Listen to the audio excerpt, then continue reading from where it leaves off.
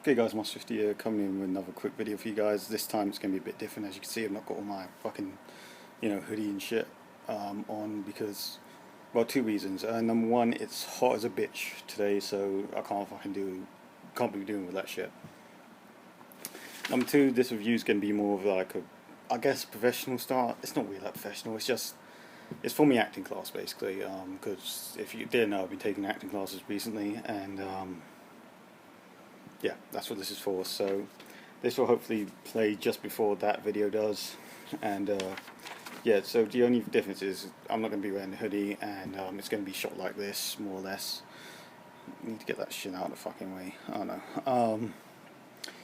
And also got some notes, so yeah, that's all. I just wanted to say that, guys, and tell you what, because there's not going to be any swearing in the actual video, fuck your last bitch cunt. There we go. Maybe that'll make up for it. I don't fucking know. Anyways, so yeah guys, hope you guys enjoyed the review. Okay, so this is going to be my review of Circles, which I saw at Tricycle Theatre. I'm not sure who wrote it or directed it, so afraid I can't fill that question.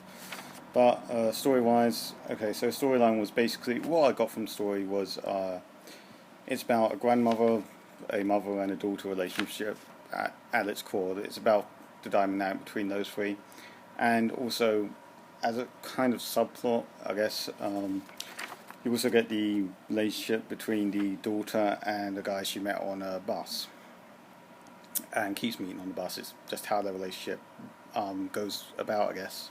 So yeah, that's basically what the storyline's about, and that's what I got from it.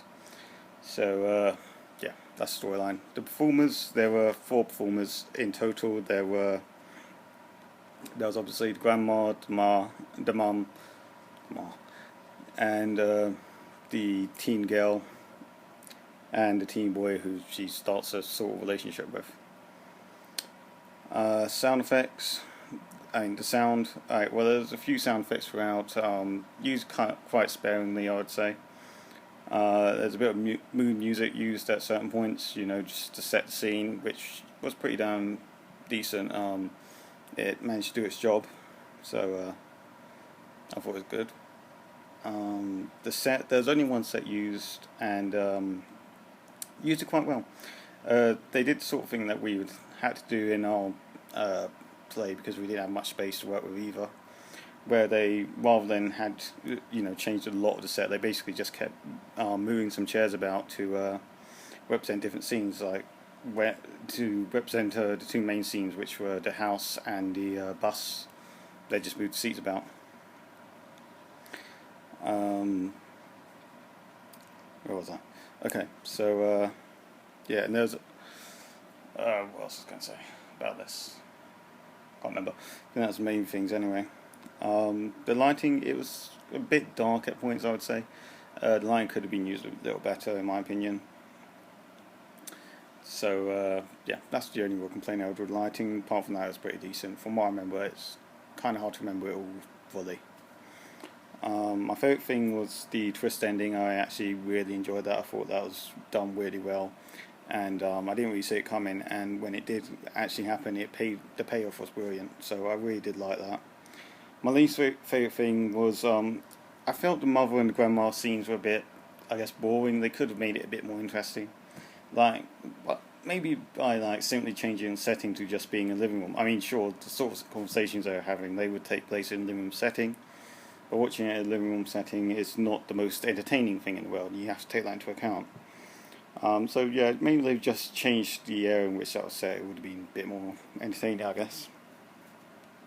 And another minor complaint, I felt the teen boy in the story, whoever played him, I felt his character was, I felt the actor was a bit too loud. I understand you're doing a fucking friggin', sorry about that. You're doing a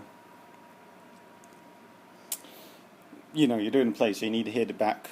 You need to make sure the back row can hear it, but at the same time, it was a very small theatre, so you don't need to speak overly loud. And the guy was yelling every word, and that's a minor complaint. So yeah, overall, guys, if I was to rate it, I'd probably give it a 7 out of 10. I would recommend it. I wouldn't say it's something you have to see, but I would say it's decently enjoyable, and it does point out some pretty interesting issues. And yeah,